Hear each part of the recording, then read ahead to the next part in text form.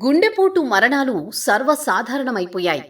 పెరిగిన గుండెపోటు మరణాలకు కరోనానే కారణమని కవరప్ వ్యవహారం నడుస్తోంది.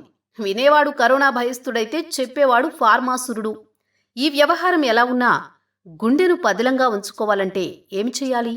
ఇది నేడు అనేక మందిని వేధిస్తున్న అంశం. గుండె పదిలంగా ఉండాలంటే కార్డియో వ్యాయామం ఒక క్రమ పద్ధతిలో చేయాలి.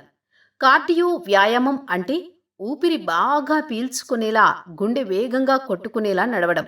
జిమ్లో అయితే థ్రెడ్మిల్. వేగంగా నడిచినప్పుడు లోతుగా ఊపిరి పీల్చుకోవలసిన అవసరం ఏర్పడుతుంది. గుండె వేగంగా కొట్టుకుంటుంది. గుండెకు, ఊపిరితిత్తులకు వ్యాయామం, రక్త ప్రసరణ వ్యవస్థ, శ్వాస వ్యవస్థ బలోపేతం. ఆధునిక కాలంలో నడక లేదా జిమ్లో థ్రెడ్మిల్, స్టెప్పెర్ లాంటి వాటిపై వ్యాయామం తప్పనిసరి అని ఎవరైనా చెబితే పూర్వీకులు ఇవన్నీ చేశారా, చేయకపోయినా ఆరోగ్యంగా ఉన్నారు కదా అని కొందరు ప్రశ్నిస్తారు. నేడు ఆంగ్లం అంతర్జాతీయ భాష అయ్యింది. మంచి ఉద్యోగం సాధించి జీవితంలో స్థిరపడాలంటే ఆంగ్లం నేర్వడం తప్పనిసరి. ఇంకో అడుగు ముందుకేసి ఆంగ్లాన్ని అమెరికన్ యాసలో మాట్లాడాలని ప్రయత్నాలు జరుగుతున్నాయి. ఆంగ్ల భాష పుట్టింది ఇంగ్లాండ్లో. తెల్లదొరల వలస పాలన వల్ల అది అనేక దేశాలకు విస్తరించింది. ఇప్పుడు ఆంగ్ల భాషకు ఎన్నో యాసలు: అమెరికా యాస, ఇంగ్లాండ్ యాస, ఆస్ట్రేలియా యాస, న్యూజిలాండ్ యాస, దక్షిణాఫ్రికా యాస, కెనడా యాస, ఇండియాలో ప్రమాణీకృతమైన నగర ఆంగ్ల యాస.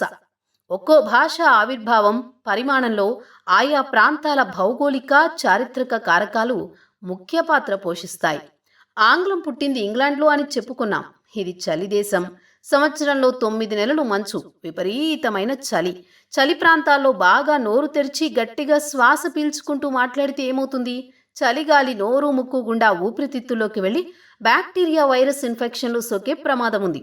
మీరు అద్దం ముందు కూర్చుని ఒక ఆంగ్ల పుస్తకం తీసుకుని గట్టిగా చదవండి, లేదా మీ ఇంట్లో ఇంకొకరి చేత చదివించండి. మనం రకరకాల పదాలను ఉచ్చరిస్తున్నప్పుడు మన శరీరంలోని ఏ ఏ అంగాలు వాడతాము? నాలుక, పెదాలు, స్వరపేటిక, గొంతు, కొంతవరకు దవడల సాయం కదా. ఇంకేదైనా శరీర అంగాలను ఉపయోగిస్తామా? ఊపిరితిత్తులు, ఛాతీ భాగం కూడా ఉపయోగిస్తాం. మీరు కానీ మీ ఇంట్లో ఎవరైనా ఆంగ్లాన్ని చదివినప్పుడు ఎంతవరకు ఊపిరితిత్తులను వాడారు?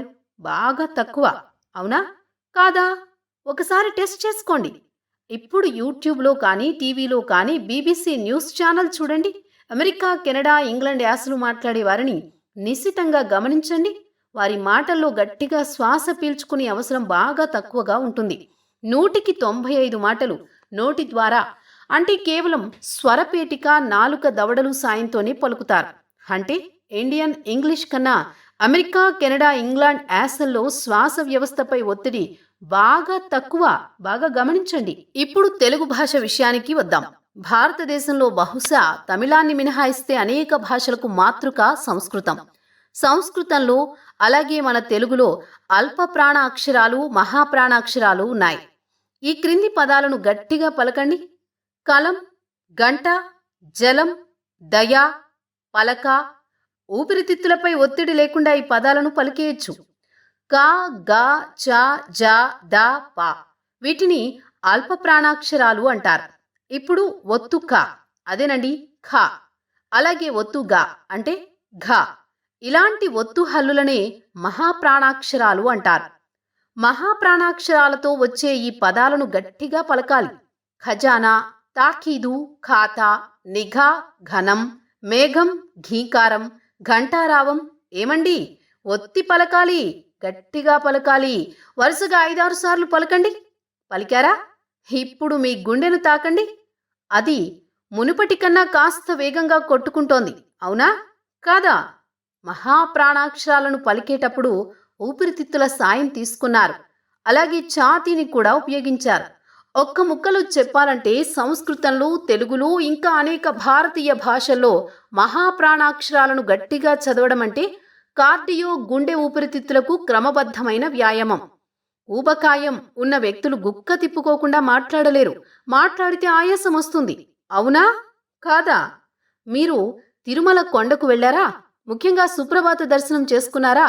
అక్కడి పురోహితులు ఎక్కువ మంది ఎంతో కొంత ఊబకాయాన్ని కలిగి ఉండడం చూసి ఉంటారు. వారి వృత్తిరీత్యా శారీరక శ్రమ తక్కువ, తీసుకునే ఆహారం ఎక్కువ, ఫ్యాట్ను కలిగి ఉండడం కారణాలు.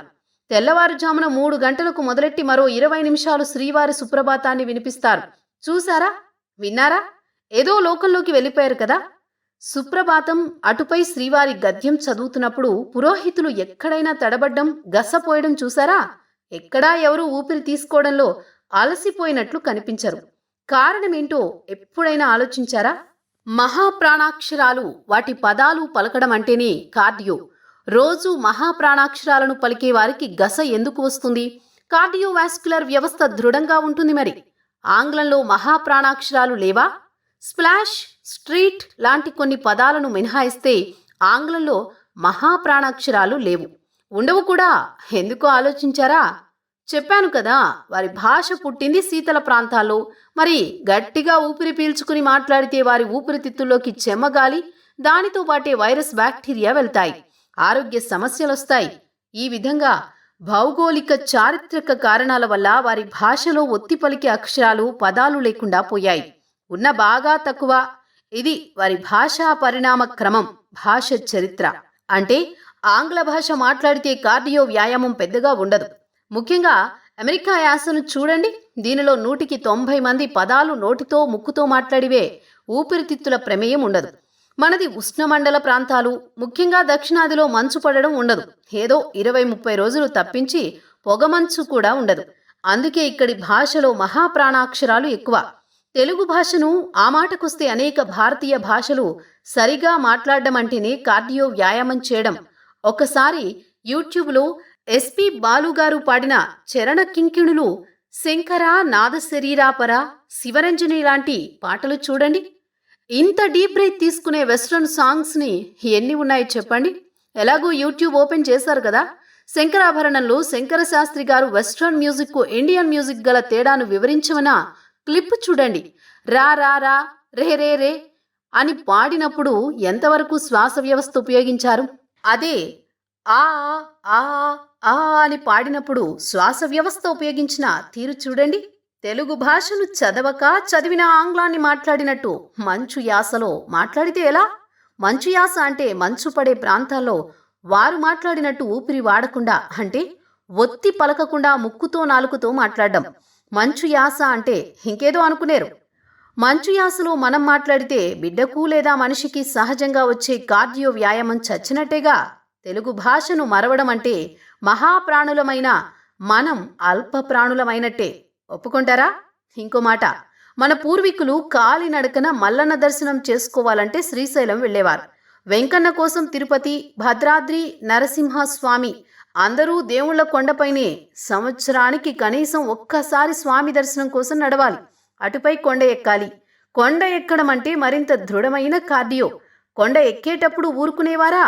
శంభో శంకర, విఠల విఠల అని నామస్మరణ చేసేవారు. ఇవన్నీ మహాప్రాణాక్షరాలు, అంటే డబుల్ కార్డియో. మీ అనుమానం నాకు అర్థమైంది. గోవిందా గోవిందా అనే దానిలో మహాప్రాణాక్షరాలు లేవుగా అనేగా. గోవిందా గోవిందా 10 సార్లు గట్టిగా పలికి మీ ఊపిరితిత్తులను, గుండె వేగాన్ని చెక్ చేసుకోండి. భగవన్నామ స్మరణతో కొండపై దేవుని దర్శనం అంటే ట్రిపుల్ కార్డియో. తెలుగువారికి నేడు బూతులు ప్రియమైపోయాయి. నాకు ఇష్టం లేకపోయినా బూతు, ముతక సామెతతో ఇక్కడితో ముగిస్తాను. సున్నిత మనస్కులు, ముఖ్యంగా స్త్రీలు క్షమించాలి. తెలుగు భాష మాట్లాడకపోవడం అంటే చేసుకుంది పోయింది, ఉంచుకుంది పోయింది అనే పరిస్థితి.